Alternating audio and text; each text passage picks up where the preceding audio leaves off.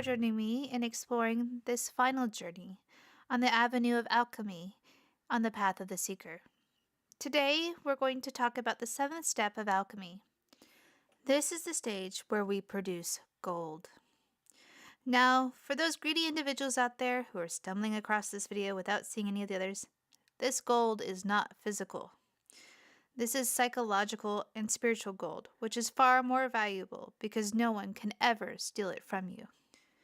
The symbol for this alchemical stage represents the union of opposites.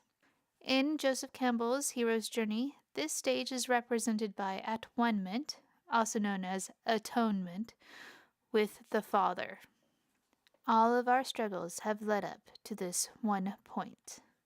Coagulation is what creates the ultimate materia of the soul, the philosopher's stone.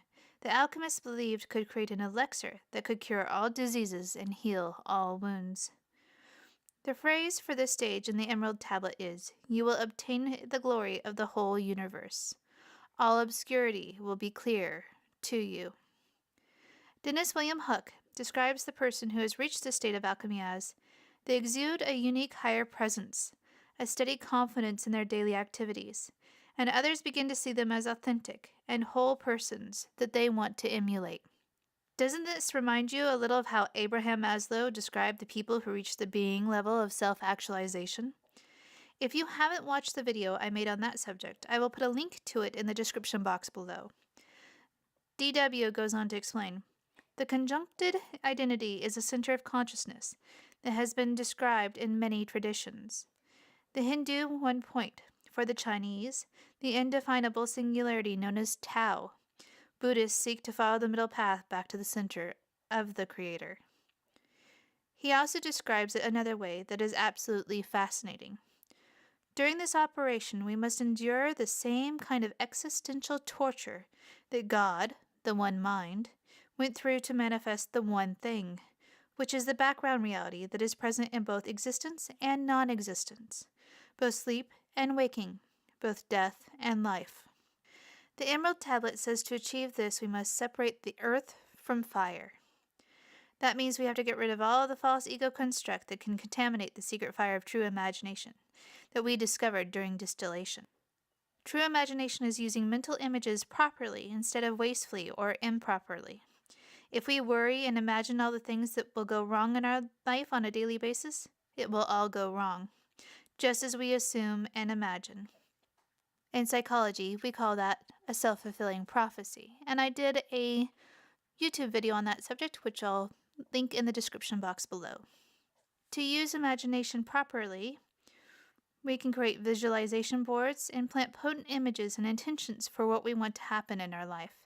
Inevitably, they will happen as long as they are in alignment with our highest good, and the speed depends on how good we are at ridding our consciousness of all that old paradigm construct during the distillation process. D.W. Huck urges that you must be patient, and he explains that ultimate success comes in three forms. First, the lunar stone is created with control over the physical body.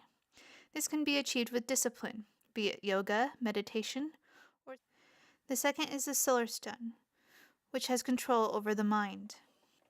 This can be achieved primarily through meditation and is achieved when fear and ego no longer interfere.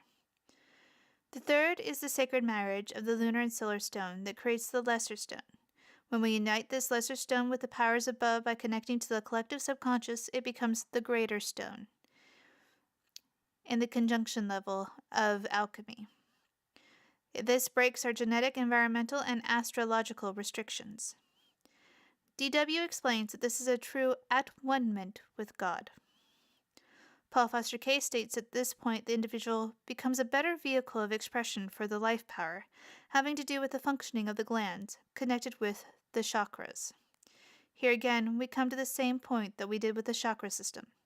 The entire process of turning the rock of our mental mind into gold, or truth, is not to gain power over others or wealth in the physical material world. Anyone who has those ambitions will be led astray. Instead, it is to become a more pure channel for the divine. Once you have that connection, nothing else matters in this world, and nothing in this world can take that connection away. As D.W. explains at the end of his book, when studying an alchemical mandala, which we won't get into here. There is an 8th step in the mandala. It is depicted in the Azoth drawing as the return to the first ray, the ray of salt, and Saturn. For at the end of the alchemical process, we arrive back where we started from, only now empowered and embodied in an internal stone that represents an incorruptible, higher consciousness. Again, this correlates directly to Joseph Campbell's hero's journey, where the hero must return to where he came from with his boon. In summary of this entire process, now that I have studied it a few times, this stage in particular calls to mind the metaphor of the process of healing an infected wound. Only this wound exists not just in our physical bodies, but on a mental and emotional level. Part of this wound is due to the fact that we have completely denied the value of the mental realm given to the subconscious. By being dismissive of the subconscious and focusing on gaining knowledge of what Thomas Campbell calls physical matter reality, we've harmed ourselves. The 7 stages of alchemy are a prescription of how to heal that wound, forging ourselves into one cohesive, healthy whole, or as Abraham Maslow would say, a self-actualized being. The steps taken to treat a wound is similar to that of alchemy. First, you must cleanse the wound with something such as hydrogen peroxide, if the infection is mild, and as we all know, this brings about a burning sensation, much like calcination. The next step is to apply an antibiotic of some sort to the wound.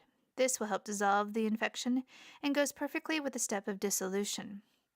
If the wound is complex, we might have to cut away some dead tissue, and this step goes well with the stage of separation.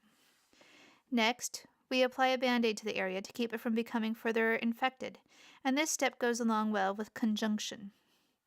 As far as fermentation goes, we have to allow the body's cells to ferment and go about responding to the body without interference. However, it's important to continue to keep the wound clean and continue to apply more antibiotic as needed if there are any signs of continued infection. This process aligns with distillation. Finally, with coagulation, the proper blood clots have formed to heal the wound completely, and when that process is complete, the scab will fall away, revealing new, repaired flesh. I will attach a blog that I wrote in reflection of this entire process, called The Subconscious Garden. I hope that you have enjoyed this series of videos on alchemy. Thank you for joining me, brave soul, on this journey, and I hope you have found something here to apply in your daily life. While you may understand all of this information on an intellectual level, you must take it in and actually apply this knowledge to your daily life. If you do apply this information properly to your life, I guarantee that there will be a change. Perhaps it will not be obvious to you at first, but eventually you'll notice, as I have, that things that just flow along nicely when you are working with the universe, instead of willfully fighting against the tides of life for what you think you need. May you have a wonderful day, brave soul.